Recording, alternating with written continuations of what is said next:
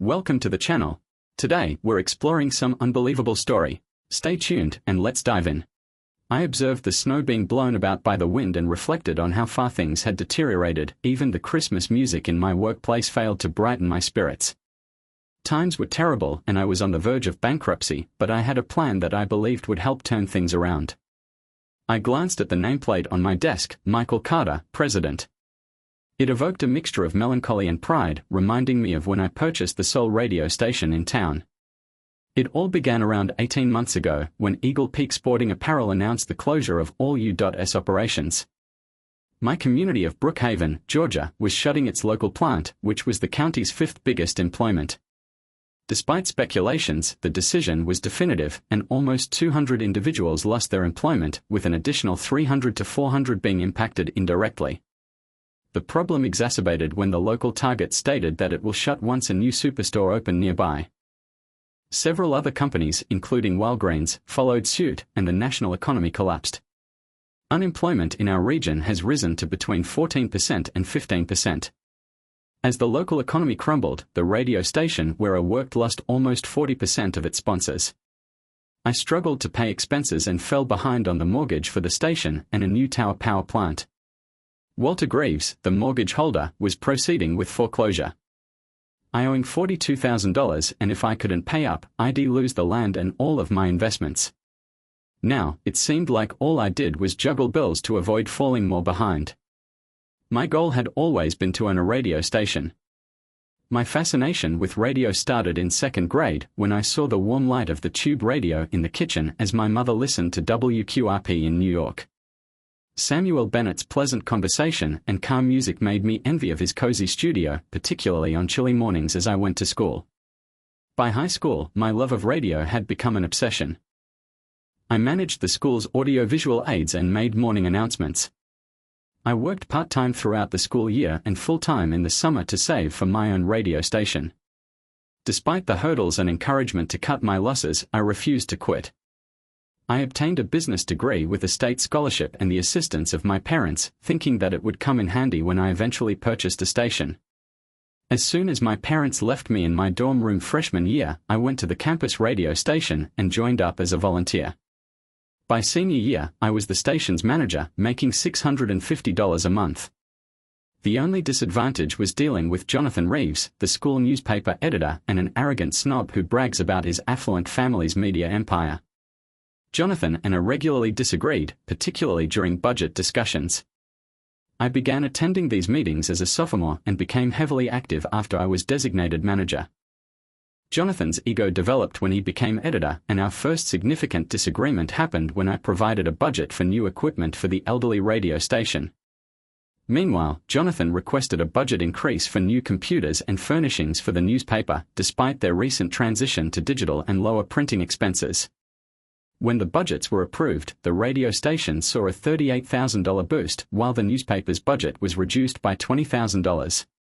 Jonathan was outraged, and his animosity of the radio station, and particularly of me, grew.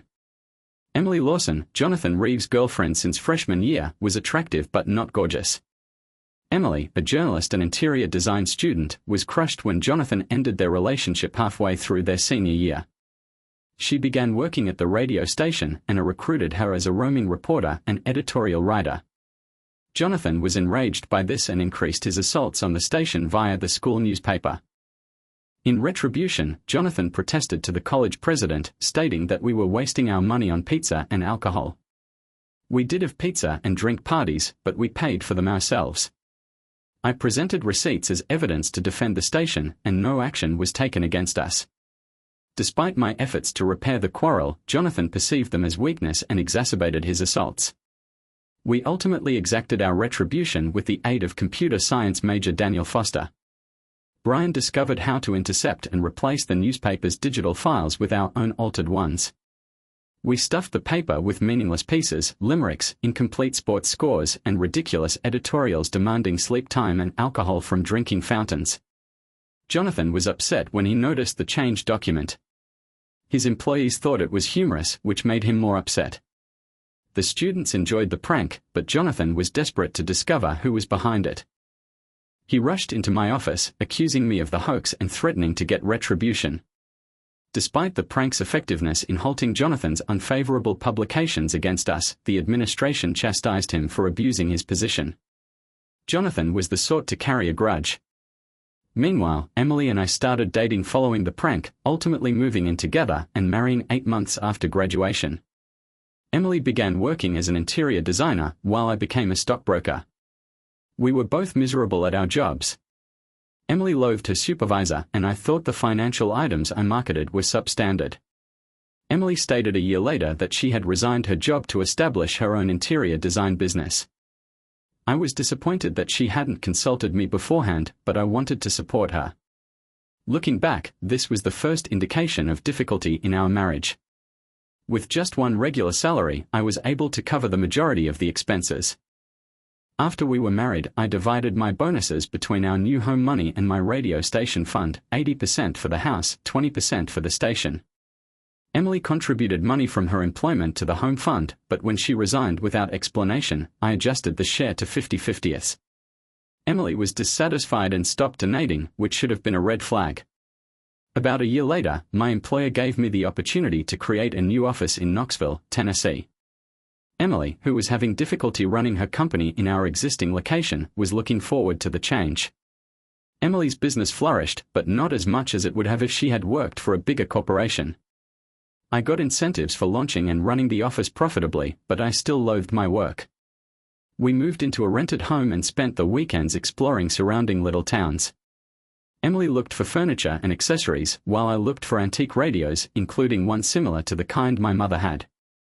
On one of our day outings, Emily and I went to Brookhaven. After browsing the antique shops and eating lunch, we strolled into a residential neighborhood. Emily, enthralled by the diversity of residences, suggested we look at a 2-story colonial house with a for sale sign. There was an open house that day, so we walked inside. While Emily inspected the home again, I saw a radio station across the field behind it. The sign stated KRT 1620 AM, your hometown radio station, but the letters were fading. I went to the station and saw Mrs. Margaret Benson, who was surprised since she believed she had shut the door. She owned both the home and the station. Her husband had enlarged the station years before and constructed the colonial home for their family. Mrs. Porter struggled to keep the station going after her husband died 3 years ago, and she shut it off 5 months earlier. She intended to sell the site since the station's license was about to expire, and she refused to renew it.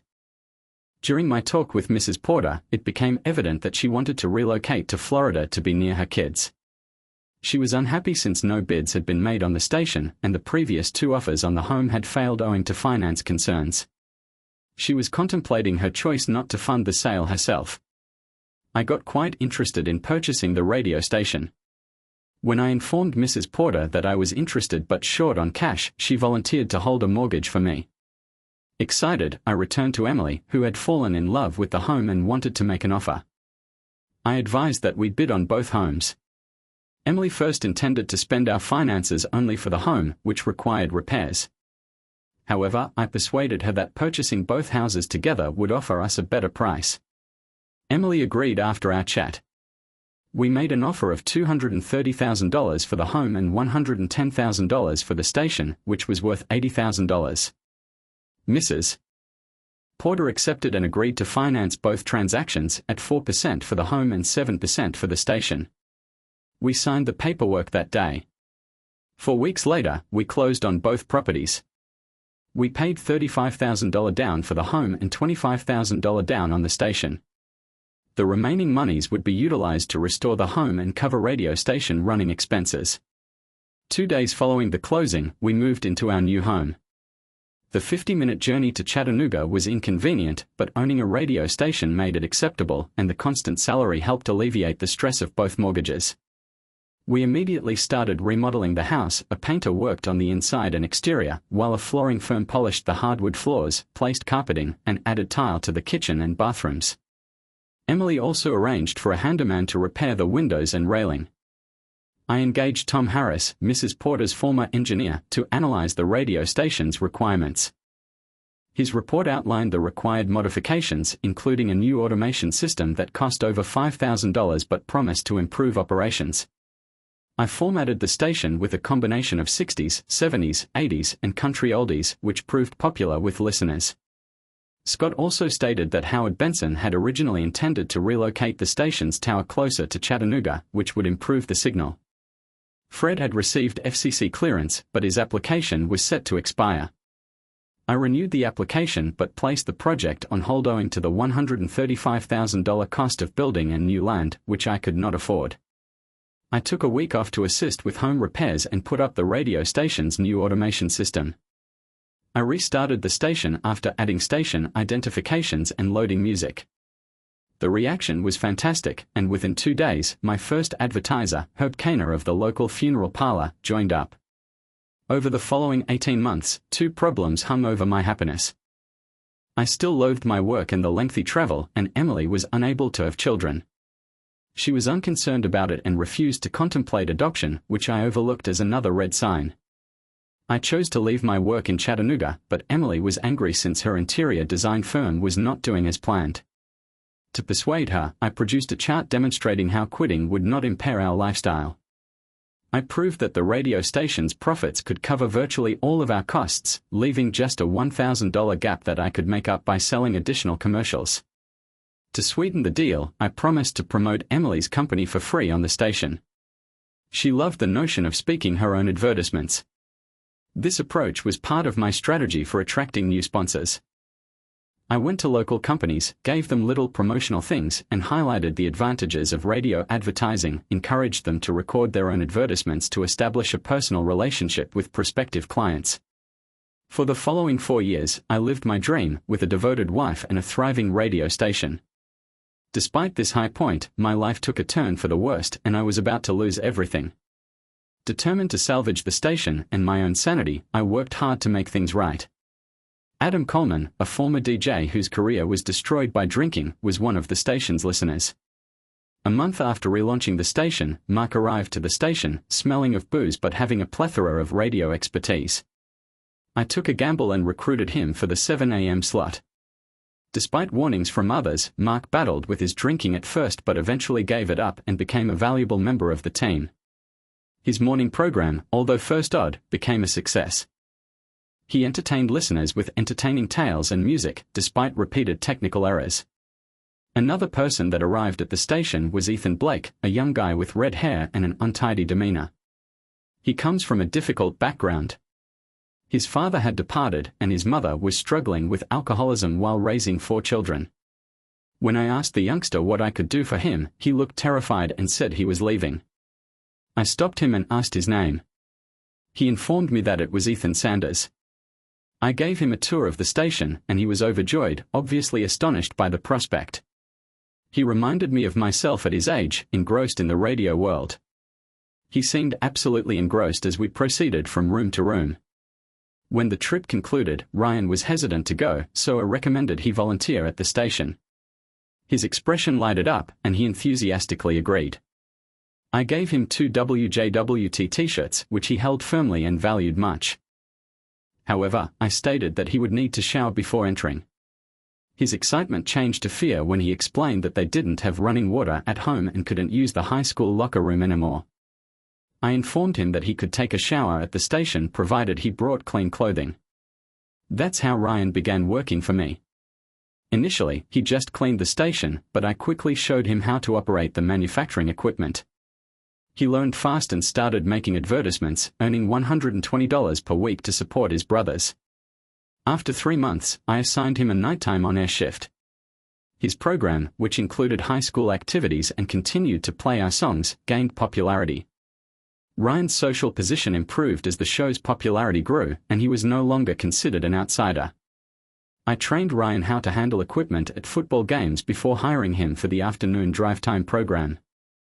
2 years later, he was applying for a DJ position in a larger market. Ryan also addressed a major concern with broadcasting high school football games. With 5 high schools each wanting their games broadcasted, he proposed broadcasting 2 games per school and hiring students to record the other games. We would then produce a Saturday morning sports broadcast that included highlights from all of the games. This strategy was a success and the problem was solved. 2 years after purchasing the station, I located a 12-acre site for the new tower. Walter Greaves owned the swampy property and sought $9,000 per acre, which was far more than it's worth. Despite my attempts to haggle for just 5 acres, Jasper insisted on selling all 12 and only provided a high-interest, 5-year mortgage. With no other alternatives and the station capable of handling the mortgage, I agreed to buy the land on his conditions. About 8 months after purchasing the property, I required a part-time bookkeeper to handle the finances, answer phone calls, and manage invoices. I needed someone for 20 hours each week, paying roughly $250. I advertised, but received no answers. Just as I was ready to give up and wait until I could afford a full-time staff, a young lady came on my door one morning. She seemed scared and reminded me of Ryan. She inquired whether the position was still available, holding up the newspaper ad. I welcomed her inside. She was in her 20s, about 53 tall, with light brown hair and a ponytail. Her clothes were wrinkled and her shoes were worn, but she had a pretty face and a shy smile. I introduced myself and asked her about her experience. She didn't have a resume and seemed worried when I asked. She had no bookkeeping experience but knew how to use a word processor. She didn't know how to use a spreadsheet, which made me think she might not be the right person for the job. The young woman quickly stood up and apologized, saying it was her daughter. I told her to bring the child in. The little girl, around 3 or 4, had blonde hair with a pink bow and a lollipop-stained smile. She held her mother's hand and sucked her thumb. Olivia climbed onto Rachel's lap, resting her head on her shoulder and asking if they could eat soon. Rachel explained that they would eat after I offered Olivia a cookie from a Tupperware container, which made her eyes light up, and I gave her a couple more, mentioning that they were homemade chocolate chip cookies from Mrs. Myers, who brought them weekly as a kind of bribe to keep playing certain music. Olivia eagerly ate the cookies, while Rachel had one as well, keeping her gaze on me, clearly anxious about the job. Seeing Olivia in Rachel's lap and recognizing her need, I decided to offer Rachel the job. Rachel was thrilled. As I headed to get the form, I overheard Olivia asking if they had to sleep in the car again that night because it was cold. Rachel's said response made me reconsider. I returned to offer them a tour of the station, starting with the radio side. Olivia was fascinated to see the live broadcast. I saved the residential part of the tour for last, explaining that the previous owners had lived in the building while raising their kids until they moved to a new house, which Emily and I later bought, along with the station. I showed Rachel and Olivia around the residential side of the station and then made an offer. I suggested they use the space at the station until they found their own place. I reassured her it was a common practice. Both Ryan and Mark had stayed there before. Rachel seemed hesitant but appreciated the offer, saying they didn't have a place yet. I quickly put a new lock on the bedroom door and handed over the keys. I pointed out the fridge with leftover pizza and soda and reminded her to finish the cookies in my office. Rachel moved in and began working at the station. She initially stated that she would find a place soon, but later admitted that she couldn't afford one. She had left an abusive boyfriend and was grateful for the shelter. Hiring Rachel turned out to be a great decision. She mastered the spreadsheet program in no time, reorganized our file system, set up a billing schedule, and worked far more than the 20 hours she was hired for without complaint. After 3 weeks, I felt bad. Emily's business was thriving thanks to our ads, and our neighbors were friendly. Mrs. Myers baked for us, and neighborhood kids played games in front of the station. Emily was concerned about the image of Rachel and Olivia staying at the station, despite the fact that they were living in their car. He thought it poor, and I agreed, saying it was shameful how we treated many soldiers. People often say you can count on death and taxes, but they are wrong. The only certainties are death and change, and my slice of paradise was no exception. The local economy started to crumble with the Eagle Peak factory's closure, followed by Target and a major drugstore leaving. Nationwide economic downturns hit everyone hard, including the radio station, which saw a 20% drop in ad revenue. I tried to mitigate the damage by bartering for essentials like gas and gym memberships. Things seemed to stabilize briefly, but then the Everett Manufacturing, a major local employer, moved its operations to Mexico, causing further economic strain.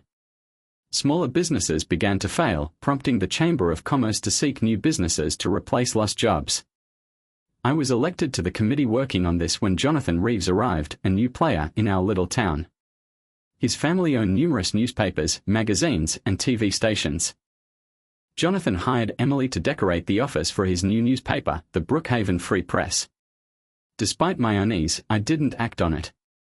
The chamber saw Jonathan's move as a positive sign, but it was misleading. The newspaper hired only 3 locals and outsourced everything else, including printing. Jonathan appeared to fit in well, donating generously and joining local service clubs. He was expanding his family's media business into the southeast with plans for new newspapers and a fishing and hunting magazine. Despite his business ambition, Jonathan seemed more focused on assisting Emily with her business. In the midst of my financial difficulties, my wife of 9 years betrayed me for someone I despised, which was extremely painful. I decided to end things myself rather than beg like my Uncle Fred, who had a breakdown after his wife left him. When I returned home one night, I found Emily and Jonathan in the living room, Emily looking nervous and Jonathan with a smirk, ready to tell me it was over. It dawned on me that Jonathan had finally gotten his revenge for our college prank by 2 things helped me cope with my divorce. First, when Emily told me she wanted a divorce, I kept a calm demeanor and simply said, "Okay." My lack of visible emotion seemed to unsettle Emily and frustrate Jonathan, which reinforced my decision to act as if the divorce was no big deal. Second, during negotiations, Emily wanted the house and I wanted the radio station. She suggested getting half of the station, but I calmly told her she could have it, including half. While managing the station financially, I also spent time devising ways to get back at Emily and Jonathan, eventually coming up with a couple of plans to hurt them a little. The first thing I did was pull all of Emily's commercials from the air and offer an extremely low rate to Maggie's Interior Designs, a competitor. Emily was furious when she found out and called me. "You are fooling me," Emily said. I said incredulously, "We're getting divorced. You didn't actually expect me to continue running your advertising for free." I then made it clear that I had no available time slots for her, which irritated her even more.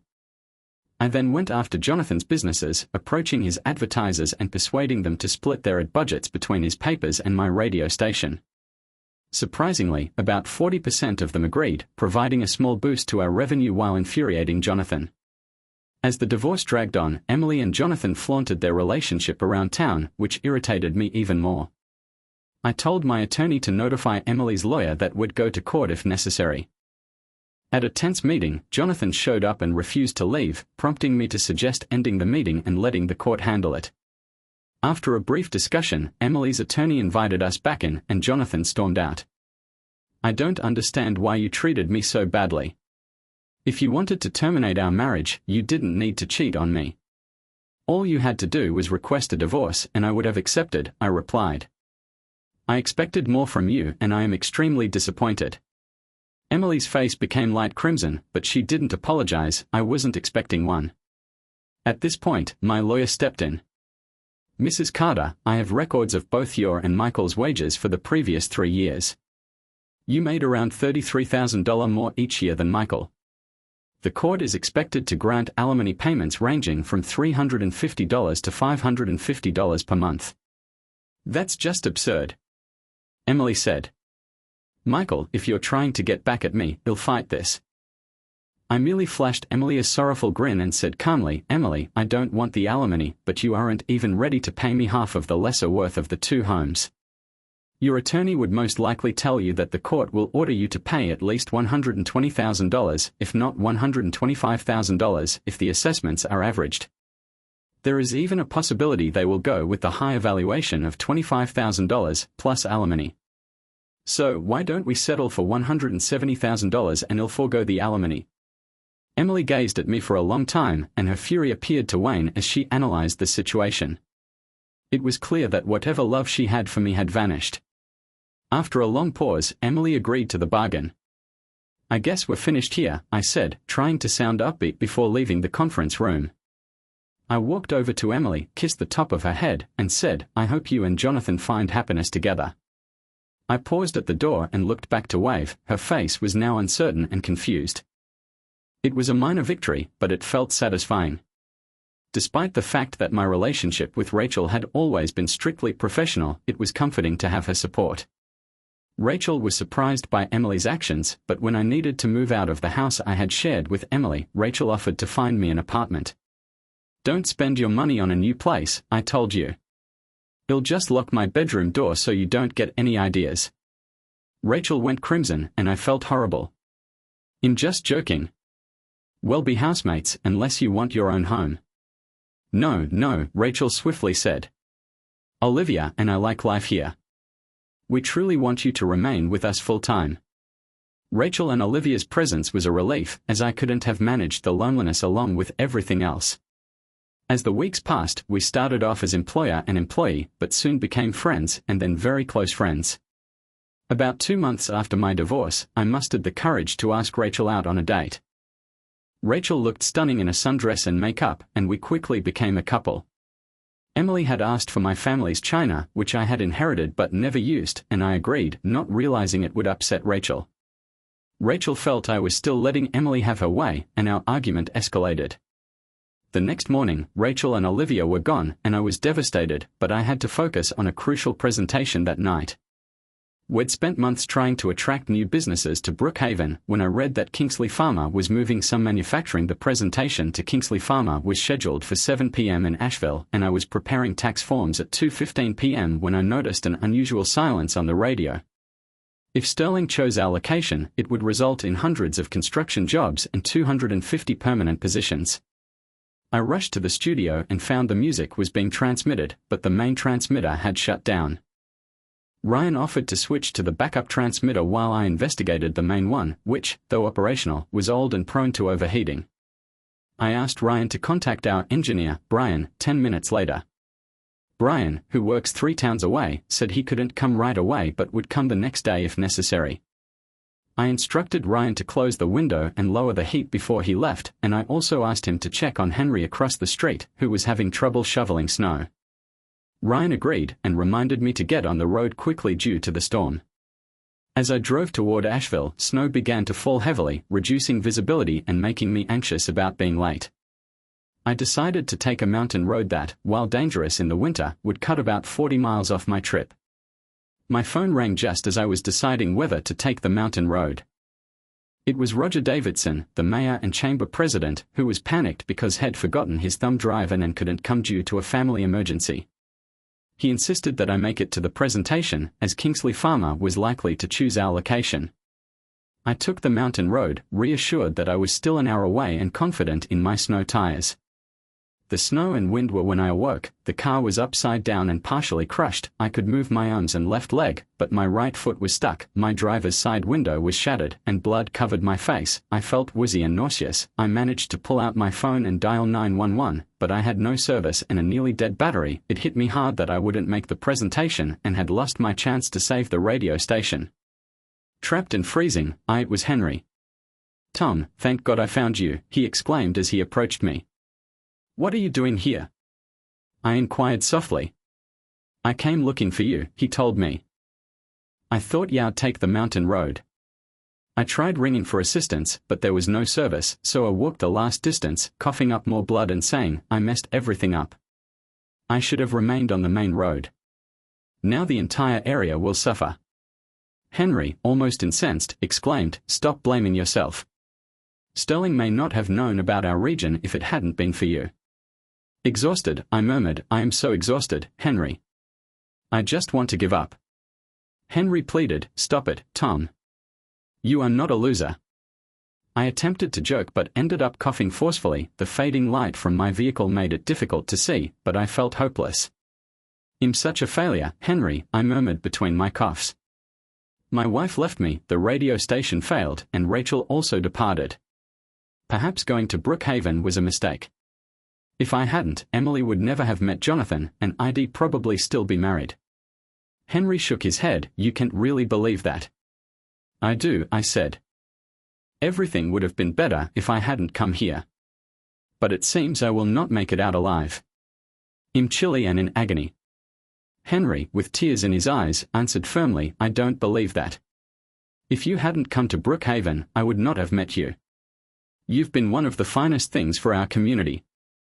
I was taken aback by his emotion. "You've been nice, Henry, but even my own father didn't think highly of me. I'm a screw-up and I'm too sleepy to care." Henry protested, "You are incorrect. I'm going to prove it, but for now, we need to keep you alive. Do not bother." I am not worth it. Bullcrap. Henry prepared a space around the window by brushing away the snow, revealing some dry leaves, twigs, and sticks. He used old gas receipts and crumpled leaves as kindling, stacking the sticks on top, and then lit a fire with a lighter provided to him by his wife. As the fire started to burn, it warmed my face, but my body throbbed with anguish. Henry kept feeding the fire, and although it offered some comfort, I looked at the flames, lost in contemplation over my life's failures. I'm not sure whether I fell asleep or passed out, but I had a terrible dream in which I was outside the home Emily and I leased in Chattanooga with a young guy I didn't recognize.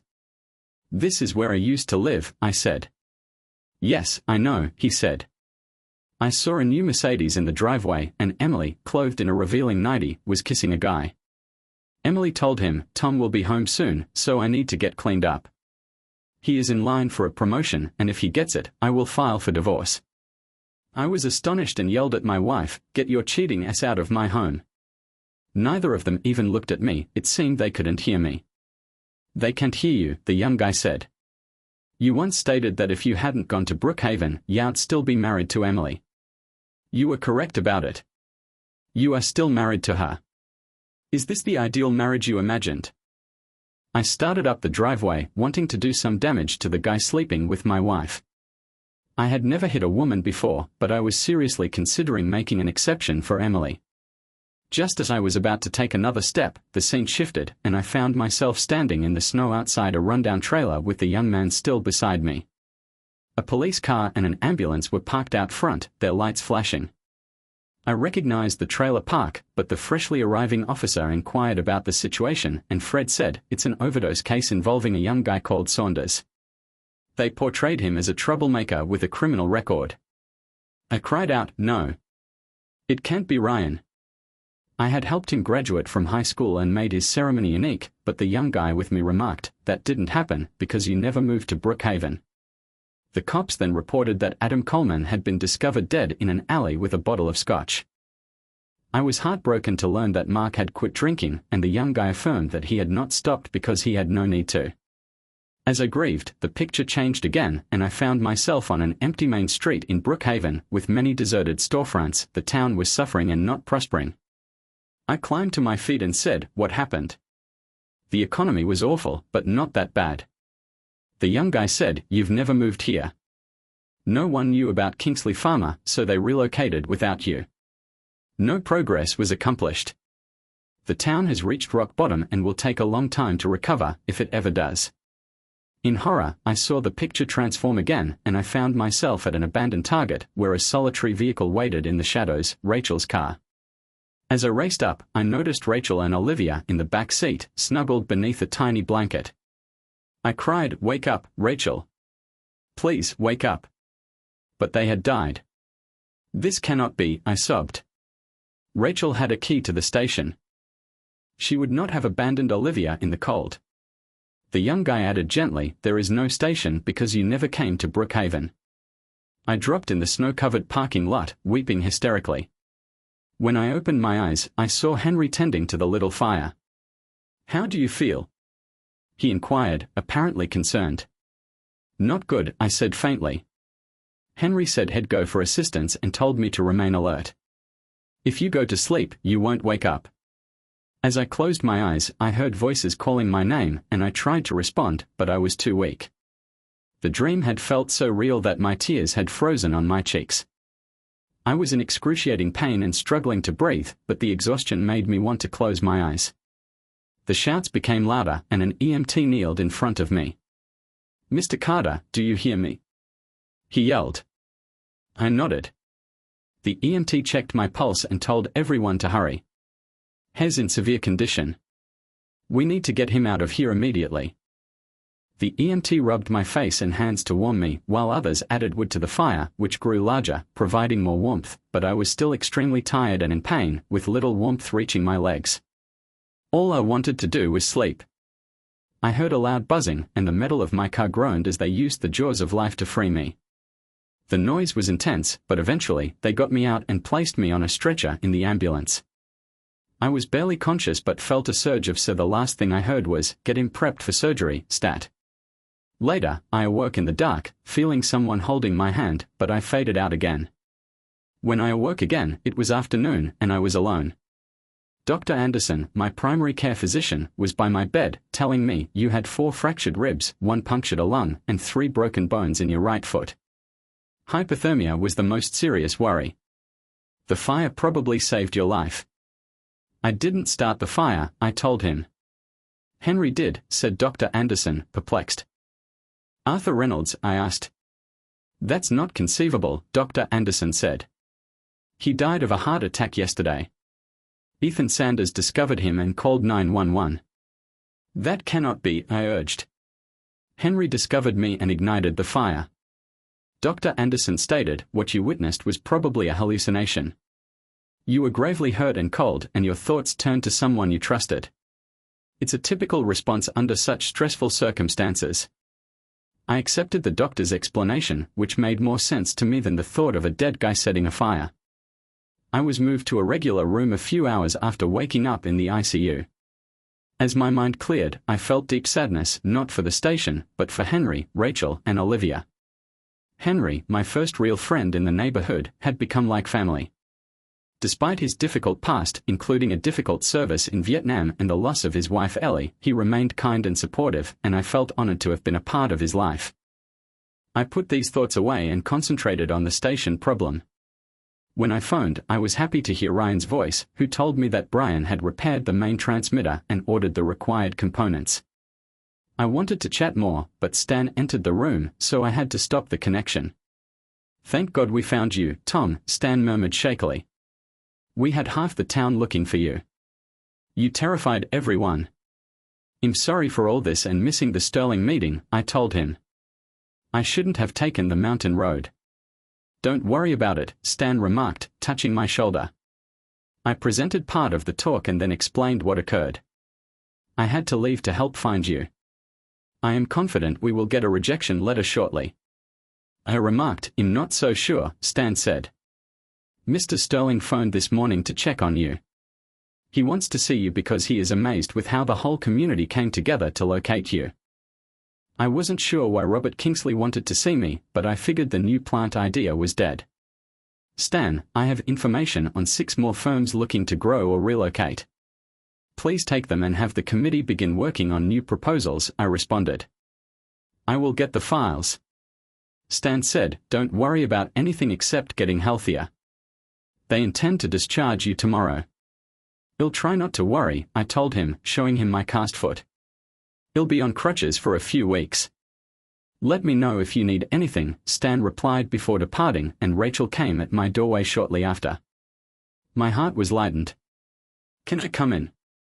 She inquired. Her smile was dubious. Yes, please, I said, offering my arms. I'm delighted to see you. I'm sorry I made you go. I am not keeping Emily's dishes. Rachel embraced me hard and hushed me with her hand. It was not about the cuisine. I was simply envious and assumed you still had emotions for Emily. I no longer care for Emily, I assured her. Time has healed my heart. I understood I had never been her genuine love, and she had never really moved on from Jonathan. But you don't just quit loving someone. Rachel added softly, I was frightened you were still in love with her because she's lovely, and I felt plain. Stop that, I instructed. You're beautiful too, and you have nothing to worry about. I don't love or hate Emily anymore. I found someone much better. I kissed Rachel and she reacted passionately, holding me tight. I love you so much. Olivia peered around the doorway as Rachel sat beside my bed. Is it time yet? Yes, you can come in, Rachel responded. Is Mr. Tom still mad at us? Olivia inquired. No, Mr. Tom was never mad at you, I informed her. In fact, I love both of you. Olivia smiled and came for me, but Rachel held her just in time. The next day, Ryan took me back to the station. Rachel had cleared the way for me to traverse on crutches. While I was healing physically, both the station and my finances were in terrible jeopardy. I was behind on payments, faced foreclosure on the new tower site, and about to lose power. My employees had agreed to take half pay, but I strained to fulfill it. Rachel denied remuneration and economized whenever she could. She stretched printer cartridges, fashioned notepads out of discarded paper, refilled old water bottles, shopped at the dollar store, and got Olivia a thrift coat. Meanwhile, she was out looking for fresh advertising. Olivia came to my office with her piggy bank and offered to help pay the bills, which impacted me greatly. I kissed her, thanked her, and urged her to save it for something special for her mother. I felt absolutely overwhelmed and lost, but Rachel and Olivia were the only things that kept me going. The notion of not being able to provide for them was devastating. By the day before Christmas, I was in a deep rut, but 3 unexpected guests came exactly when I needed them the most. The first visitor arrived at my workplace just after 9 a.m. He was a tall, impressive gentleman with short brown hair and a kind grin. I had thought he was an advertisement or someone who could assist, but he was neither. He identified himself as Robert Kingsley, and while standing on one foot and attempting to balance, I was able to meet him. He informed me he'd come to see the guy who had a whole town looking for him. Jeff said that he was amazed by how the community rallied behind me, particularly when the mayor halted his presentation to assist in finding me. He was even more thrilled with the actual presentation I emailed him. He indicated that Kingsley Pharma has opted to establish a new unit here. The paperwork was signed and building should begin within a month. He stated it was now official and pushed me to make the announcement on television. Jeff went, and I felt a fresh sense of optimism. I staggered into the production studio and hastily created an announcement announcing the momentous news, scheduling it to play every hour for the rest of the day. Almost soon after it aired, my phone began calling non-stop. For the following several hours, I got calls, mostly from committee members, assuring them that the news was true. The news was a big triumph for the neighborhood, but I felt it came too late for me. With the bank unlikely to accept a loan until January, I was about to lose everything. William Hardy, a local attorney and member of the Rotary Club, came just after 11 a.m. I'd tried to convince him to advertise on the station previously, but he always said no. Today, he came for a different purpose. John, who had been Arthur Reynolds' attorney for years, told me that Henry had established a living trust before his death. Henry's inheritance includes around $50,000 in assets as well as his mortgage-free home. While I was on the phone with Stan, who had just learned about the Sterling transaction, John gave me a $5,200 cashier's check. He also handed me the keys to Henry's home, which I could either live in or sell. The home was valued between $230,000 and $260,000, so I immediately requested John to put it on the market. After John departed, I contacted Stan to inform him of the latest news from Robert Kingsley. Stan was ecstatic, scarcely able to conceal his enthusiasm. I informed him that I needed to do some errands and we'll meet up later. As I glanced at the cashier's check, I was overcome by Henry's generosity and devotion. It reminded me of the dream I had when stranded in my automobile, and I was certain Henry's power had brought me through. I summoned Rachel, who raced in with Olivia, both concerned. I showed them the check and explained how Henry had left everything to me. John had cashed in his stocks and handed me a check. We needed to deposit it and pay our most essential expenditures, so I applied for a short-term line of credit. Running errands that day felt quite rewarding. With Rachel's assistance, we prioritized paying the electric and gas bills, as well as back wages totaling almost $5,500.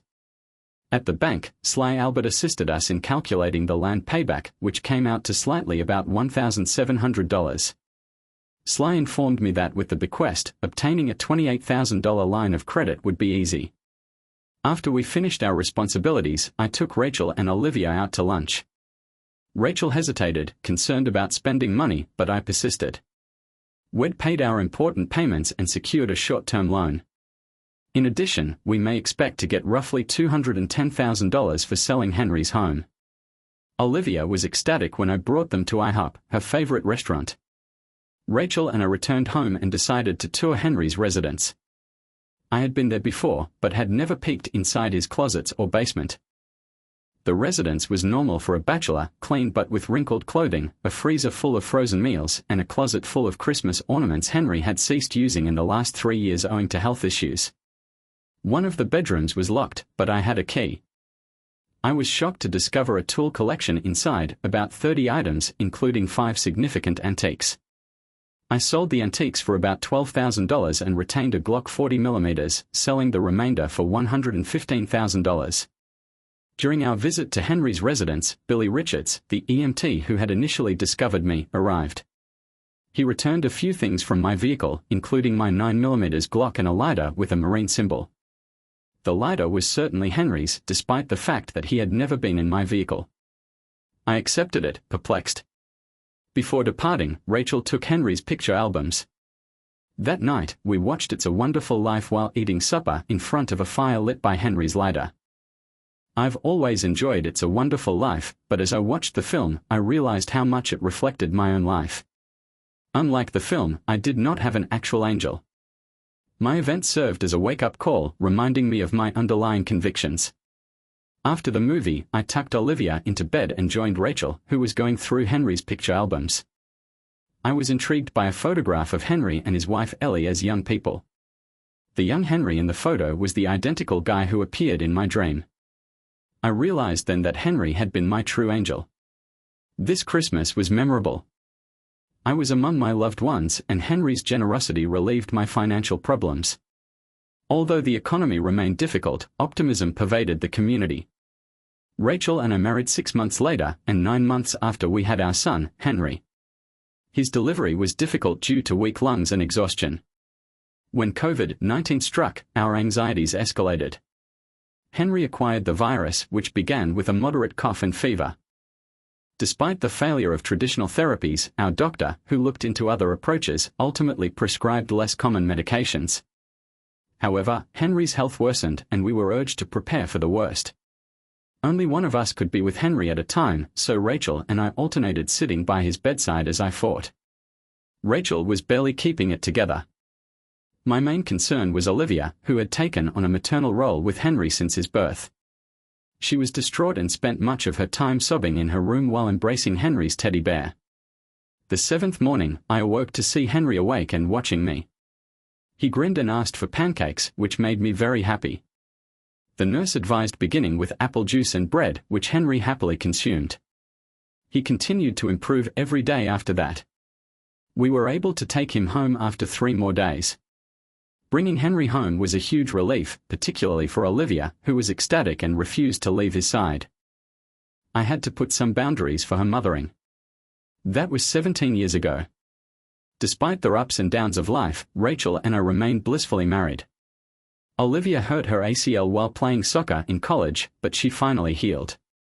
I've undergone appendix and hernia operations, and Rachel had a breast tumor that was later discovered to be benign.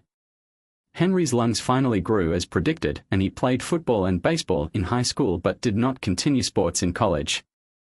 Olivia attended Belford University for nursing, while Henry studied communications at Clarkson University nearby. Olivia earned a physician's assistant degree and now works at a small office in Brookhaven. Henry joined me in the radio industry, sharing my enthusiasm and eventually becoming a great salesperson.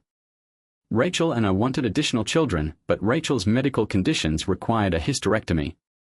So we concentrated on our 2 children and our radio station, where Rachel still works. Emily and Jonathan married, but separated 5 years later due to Jonathan's failing corporate development and an alleged infidelity. Emily returned to her old residence across the field to continue her business. Emily suddenly came up at my office one day, looking to re-advertise her company on our station. Despite my initial reservations, we sorted out the specifics and she filmed her advertisements. Emily apologized for her previous behaviors, attributing them to Jonathan's influence. I was taken aback by Emily's apologies, but I respected it and agreed to remain distant friends. We only meet at civic gatherings, and oddly, Rachel and Emily get along better than Emily and I. Emily's career is doing well, but her personal life isn't, with 2 failed engagements. I sold Henry's home for $215,000 and used the majority of the proceeds to construct a new tower and station in Brookhaven, as well as a tiny studio on the tower site. The change considerably increased our business. Mark still works at the station and has been clean for many years, and he is happily seeing someone. Ryan went to a bigger station in Charlotte and is now a top performer. He is engaged to a local girl and wants to marry in August. Ryan no longer visits Brookhaven on a daily basis, but he does so disguised, and everyone recognizes him. Jonathan, who had always been arrogant and nasty, attempted to get back at me after Emily and I married. He persuaded his parents to purchase an FM station in Chattanooga, overpaying by $220,000. His lack of financial skills resulted in its collapse, and when his parents chose to sell, the station was in horrible condition. I acquired it for $400,000, relocated its FM antenna to our new AM position to increase power, and Henry was able to break even. Many of Jonathan's publications collapsed, although one in Brookhaven continues to operate under new ownership. The new proprietors and I have formed a profitable advertising relationship. Jonathan is supposed to be working for a newspaper in Maine, however his brother Michael will now lead Mid-South Media when Jonathan's father retired. It's Christmas again, and every year we watch It's a Wonderful Life in front of the fireplace, which is lighted with Henry's old lighter. I am thankful for Henry's protection and would want to offer one more anecdote. After recuperating from COVID-19, Henry told me he had a dream about traveling toward a brilliant light but was stopped by a soldier who took him back, saying, "We'll see you all again someday." I've only recounted that tale a few times and only my family really believes it. I don't care whether others believe it or not. Since my vehicle accident, I've felt like Henry has been looking over me like a guardian angel and am glad to be his companion. Happy Christmas, and as Tiny Tim said, bless us all. Thank you for watching. What portion of the tale struck you the most? Please let us know in the comments. Do not forget to like and subscribe.